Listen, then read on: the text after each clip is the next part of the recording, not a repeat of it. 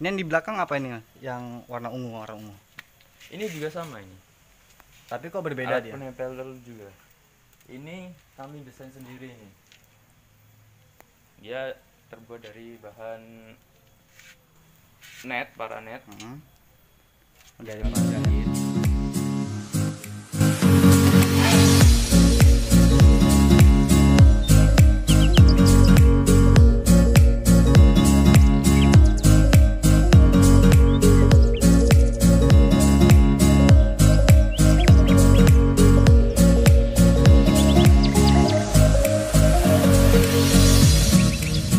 Yos, assalamualaikum warahmatullahi wabarakatuh. Baik lagi bersama saya Pras di channel Prasetya Salim.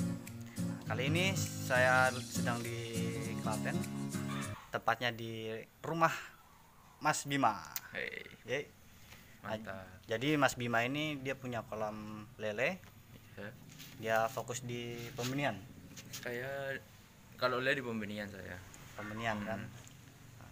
Jadi saya datang ke sini mau ngajak teman-teman semua melihat bagaimana proses persiapan untuk pemijahan lele. Iya, pemijahan lele. Jadi sekarang ini alat-alat apa yang dibutuhkan mengenai pemijahan, mengenai persiapan pemijahan untuk ikan lele. Ya, ya. Ya, Kita mulai. kita langsung aja ya. Ayo, Oke. lanjut. Jadi untuk yang pertama, persiapan pertama, alat yang pertama digunakan Jadi yang dibutuhkan. pertama yang dilakukan dalam budidaya itu yang dibutuhkan tuh ini namanya substrat. Kalau Substrat. bahasanya yang umum ini hijau yang digunain Dan buat alat penempel telur. jadi Ya, fungsinya telur, ya. untuk telur menempel di Iya. sini ya. Fungsinya buat telur lele itu biar menempel langsung di sini, biar supaya apa, supaya telur lele ini bisa dipindahin di kolam-kolam kecil ini. Kolam-kolam kecil ini Jadi ini buat habis dari Pemijahan. netas ya. Ya, habis netas dipindahin di situ. Ini yang di belakang apa ini? Yang warna ungu, warna ungu. Ini juga sama ini. Tapi kok berbeda Alat dia? penempel telur juga. Ini kami desain sendiri ini. Dia terbuat dari bahan net, paranet. Dari Kami paranet. jahit. Kami jahit sendiri. Ini biasanya buat apa tuh namanya? Buat bungkus bawang ini. Ini besi ya. Iya, besi ini. Buat dari besi, rangka besi. Sama juga fungsinya buat menempel telur ikan lele. Persentasi hasil yang yang menetas antara menggunakan kakaban ini dengan yang pakai ijuk, gimana itu persentasinya? Presentasi menurut sebenarnya sama saja sih. Cuman bedanya pasti ada kan? Bedanya ada. Ini apa tuh bedanya tuh, di ijuk tuh kan alat penempelnya kan lebih Kasar. apa tuh, lebih padat, Lebih padat. lebih apa tuh, merekat kan. Lebih Makanya ya, nutup lah. iya, telur-telur tuh yang nempel di sini tuh jadi banyak di sini. Kalau di sini nih biasanya agak jarang-jarang. Jadi dia rata ya kalau Iya, menggunakan rata. paranet ini ya. Nah, ini yang pertama. Jadi yang nempel di sini tuh nggak terlalu banyak. intinya dia lebih menyebar gitu ya. Menyebar. Langkah kedua, alat yang dipersiapkan apa lagi nih? Yang dipersiapkan Langkah. pastinya habis mempersiapkan kakaban, kita mesti mempersiapkan kolam terlebih dahulu. Kolamnya. Coba kita lihat kolamnya dulu ya. Yuk, kita cek dulu kolam kita. Jadi kolam pemijahan dan kolam pemeliharaan tuh beda. Ya. Oh, ini untuk pemijahannya ini. Ini kolam pemijahannya. Kenapa kita bikin beda kolam kolam induk, kolam budidaya, kolam pemijahan, kolam pendederan kita bikin beda. Kenapa? Supaya nanti waktu kita melakukan breeding atau penyortiran bibit dari yang kecil-kecil dan besar-besar, kita bisa lebih mudah mempersiapkan. Juga kita bisa mengontrol pada tebar juga. Kan biasanya telur yang menetas itu kan banyak kan. Kalau di satu kolam menetas banyak, otomatis padat, otomatis lelenya juga kekurangan oksigen juga. Jadi itu salah satu dari faktor buat. fungsi kenapa harus beda kan. Iya, beda. Memang harus berbeda sih kalau misalnya bak pemeliharaan induk, bak pemijahan, dan bak pemeliharaan larva yang sudah menetas itu pasti harus beda. Udah paten tuh. Soalnya kalau misalnya digabungkan pasti ribet. Kenapa juga kami bikin kolamnya agak miring ke sini supaya Ya, ini miring ya. ada cekungan kan di sini nih. Caren. Nah, cara ini pembuangannya. Kenapa dibikin kayak gini? Supaya pas setelah memijah lelenya tuh mudah ditangkap. Mudah dipindahin ke kolam yang lain kan. Iya. Kan setelah memijah tuh mesti dipindahin. Biar enggak berantem. Biar enggak berantem. Bahasa kasarnya berantem ya. Biar enggak makan telurnya juga. Sekarang ingin menunjukkan caranya memasang kakaban atau substrat penempel telur di kolam pemijahan. Jadi sekarang ini Mas Bima mau praktekkan dulu.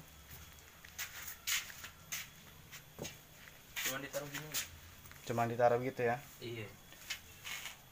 Jadi ini dia nggak perlu pemberat lagi karena emang dari besi ya. Iya, nggak perlu pemberat lagi.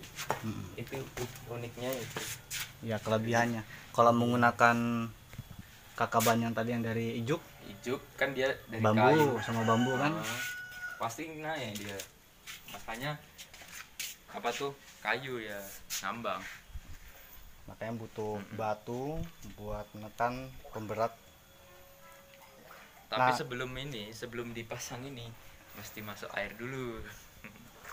Ya, sebelum pemasangan kakaban ini ngisi air dulu. Habis ngisi air barang 10 cm 15 cm lalu kakabannya dipasang. Kalau sebenarnya kalau nggak diisi air dulu juga nggak apa-apa sih, dipasang dulu baru diisi air, itu lebih baik. Ya, balik lagi ke kebiasaan masing-masing pembudidaya. Yang penting ada air itu aja. Kalau mau mijahin, jangan sampai mau mijahin nggak ada airnya. Nah itu. Mau jadi sekarang nih kita nggak praktekin gimana cara memijahkan. Kita nggak praktekin, kita nggak ngasih tahu bagaimana milih induk yang sudah matang gonat. Kalau misalnya belum matang gonat, kita menggunakan hormon buat memancing biar memancing terangsang biar dia mau mijah. Biar hormonnya ini kita nggak praktekin karena emang temanya ini persiapan pemijahan aja. Jadi kolam dan semuanya gitu. Berhubung jadi teman-teman, dari kolam pemijahan ini setelah induknya itu mengeluarkan telur dan langsung induknya dipindahin kembali lagi, dipisahin agar tidak berantem. Telur-telur yang ada pada kakaban ini dipindahkan ke kolam yang lain. Kita lihat kolam yang lain.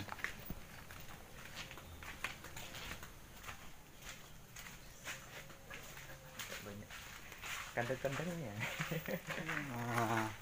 Nah, ini. Oke, ini jadi kolam setelah pemijahan kan dipindah ke kolam. Setelah telur itu dipindahkan penetasan gitu. Intinya telur tuh sama kakabannya dipindahin ke sini sampai dia menetas.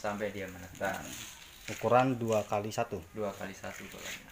Lebih besar boleh, tapi paling ideal segini ya. Maksudnya bisa muat agak banyak. Bibitnya nanti. Calon benihnya. Yang saya lihat sini kan juga ada caren nih. Iya. Ada caren. Dan ini ada apa? Ada pembuangan ya. Pembuangannya. Aliran air. Ini bisa dibuat untuk panen benihnya kan? Iya. Pasti buat panen benihnya. Iya, benar. Yang dari pertanyaan, ini untuk apa ini? Ini untuk apa? Itu aerasi. Digunakan buat aerasi. Fungsinya? Supaya lele itu kan dia kan banyak kan. benih itu kan banyak, dia pasti butuh oksigen, namanya makhluk hidup kan. Iya. Makanya kita tambahin oksigen lagi, biar apa, biar pertumbuhannya lebih cepat lagi. Nggak apa-apa lebih ya, nggak apa-apa lebih daripada kurang. Yang penting hasilnya mantap. Iya, sesuai dengan biaya produksi lah. Ini ada 1 2 3 4 dan 5 6 7 8, ada 8 kolam penetasan. Ini satu kolam gini bisa nampung berapa ribu? Berapa ribu biasanya? Berapa ribu telur? Biasanya bisa nampung 5.000 telur. 5.000 telur. Bisa lebih? Bisa lebih. Nggak bisa kurang? Bisa kurang, bisa lebih lah. Masa bisa lebih nggak bisa kurang? Ya. Kan nggak apa-apa kalau lebih. Ya lebih. Kalau muda kan harusnya lebih. Oh, bisa dilebihin. Kan masalahnya ada ini, aerator. Nah, itu keunggulannya aerator ini, dia lebih padat, nggak apa-apa asalkan ada suplai oksigen yang banyak juga, mencukupi lah, memadai. Oke teman-teman, jadi cukup sekian kita melihat bagaimana proses persiapan pemijahan ikan lele.